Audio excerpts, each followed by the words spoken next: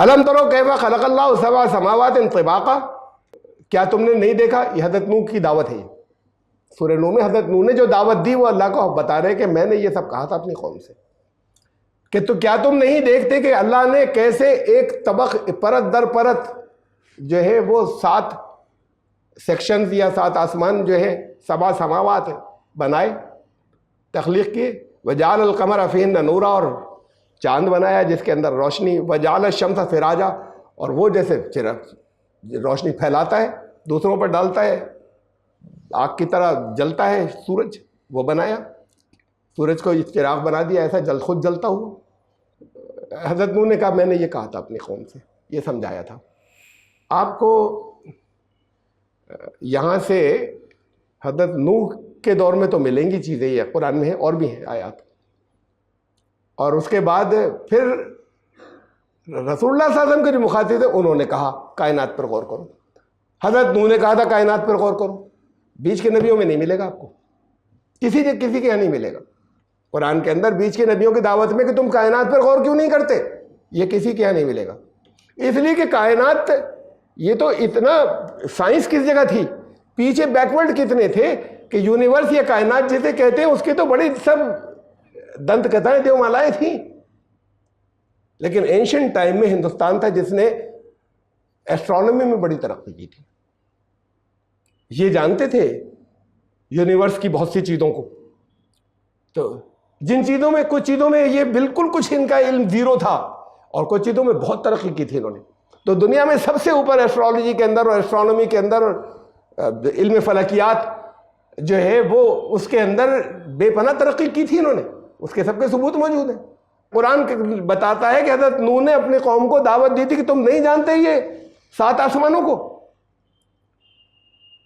इनके यहाँ 7 वो हैं लोक, 7 पाताल लोक है, इसके नीचे परत दर परत 7 और इसके ऊपर परत दर परत 7 लोक है।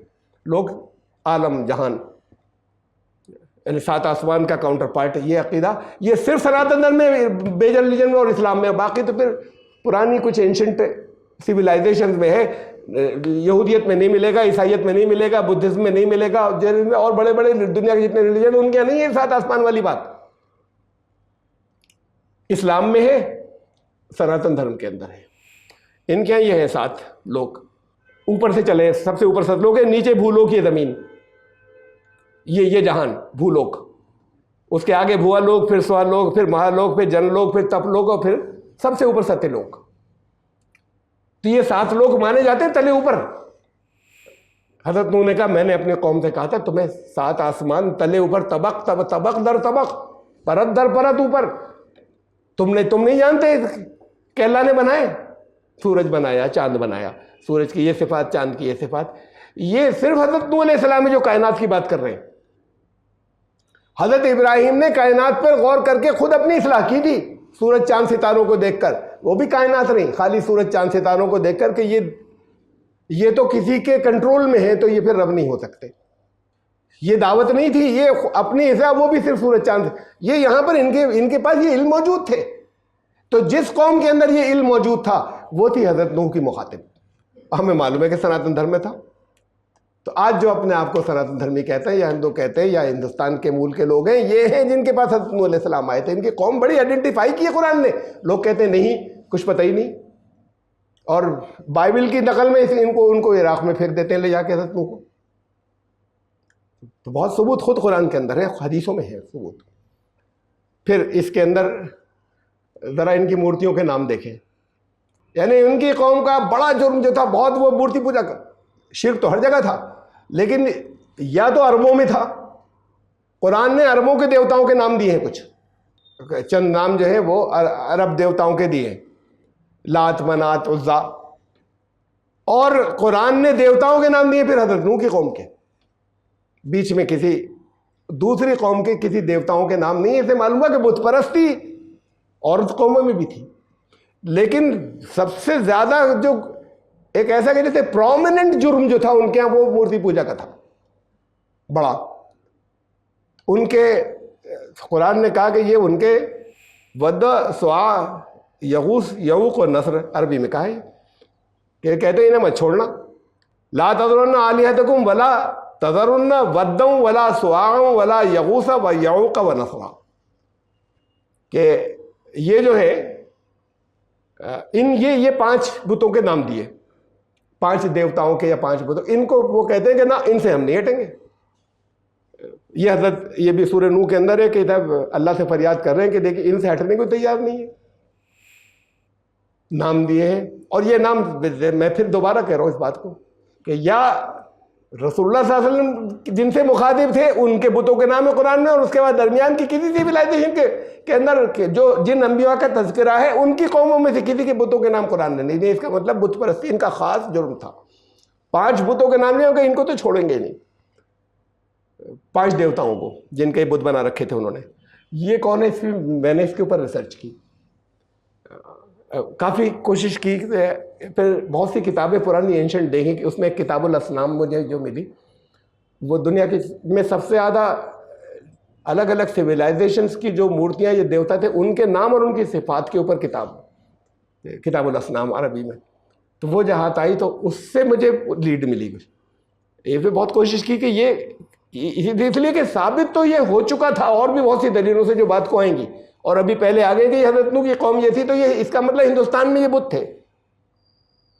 जब थे तो फिर मैं रिलेट कर रहा था कि ये कौन से हैं, ये नाम तो नहीं आ रहे। अब ऐसा होता है ना कि तलफ़ुज़ उच्चारण ये बदल जाता है थोड़ा सा बोलने में। मुअर्रब जब अरब के अंदर आज की तारीख में बदलता है, अरबी के अंदर कुछ और कहते और हिंदी में कुछ और कहते या इंग्लिश में कुछ और कहते। अब उनके यहाँ पे नहीं होता अरबी के अंदर, तो पाइथागोरस जो है उनके यहाँ यह फीथागोरस, इसलिए कि पे होता ही नहीं। बहुत से तलफ़ुज़, बहुत से प्रोनाउंसिएशन एक ज़बान के दूसरी ज़बान में बदल जाते हैं, मतलब एग्जिस्टिंग भी जो आज चीज़ें मौजूद है नहीं कुछ ज़माने में बदले। ये है इसके अंदर नोआ, इंग्लिश में जैसे जाकर हुआ है नूह। अब ये सब जानते हैं कि हाँ नोआ NOA जो है वो नूह है, ये सब जानते हैं। किसी के डेविड, दाऊद, सोलोमन, सुलेमान, तो अभी उनका ये प्रोनाउंसिएशन जो है वो उनका अलग है और ये यहाँ पर ये अलग है। इसमें ये क्या है, इस पर मैंने बहुत वक्त लगाया था, बहुत वक्त लगाया था। उसके बाद मैं जिस नतीजे पहुँचा वो ये है वद्दा, ये था वासुदेव। और ये खाली ऐसे नहीं कि जैसे कुछ मिलते जुलता सा लफ्ज़ है उसकी वजह से इधर बताया, जब मैंने इससे मिलते जुलते बहुत से देवताओं को देखा मैंने, उसमें जो सिफात दी हुई हैं वसु के पहले जो वासुदेव जो देवता था उसकी जो सिफात थी और इसके अंदर जो वद्दा की सिफात मिलती हैं, ये सिफात एक है। इसलिए इसे मैंने इन्वाइट किया था कि ये वासुदेव का आके ये शॉर्ट हो गया वद्दा। और शिव जो है ये स्वा, ये अरबी के अंदर जो है पुरानी एंशंट अरबी के अंदर उस दौर के अंदर ये अब आके ये शिवा हुआ है, वो स्वा ये जैसे था ऐसे बोला जाता था। और यज्ञेश, बहुत से देवता जो है वो अब खत्म हो गए, एंशंट थे, नए नए पैदा होते, बिल्कुल नए जो अब से 30 साल पहले नहीं थे वो देवी बड़े मशहूर देवी हैं। और वो किसी एक पिक्चर में नाम आ जाता है और वो फिर नई देवी पैदा हो जाती है और नए देवता पैदा हो जाते हैं और चलने लगता है, पॉपुलर हो जाता है। और वो अब से 30-40 साल पहले कोई जानता ही नहीं था, कहीं तस्करे नहीं था। तो ये नए नए पैदा होते रहते हैं। ऐसी है कि पहले के बहुत से थे वो अब कम अहमियत रह गई, अब कुछ और दूसरों की बात को बढ़ गई। बात बहुत पुरानी है हज़रत नूह के दौर की। यज्ञेश, यगूस, ये गाफ तो नहीं होता अरबी के अंदर, हर जगह गाफ की जगह गैन इस्तेमाल करते हैं जहाँ भी गाफ आता है।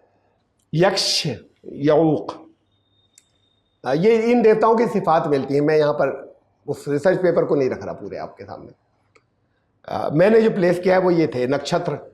बड़ा उस ज़माने में तो बहुत पहले बहुत ज़्यादा था, तो नक्षत्र इनका देवता था, जैसे ये नजूम सारा जो लिया करते थे वो उसको है नस्र।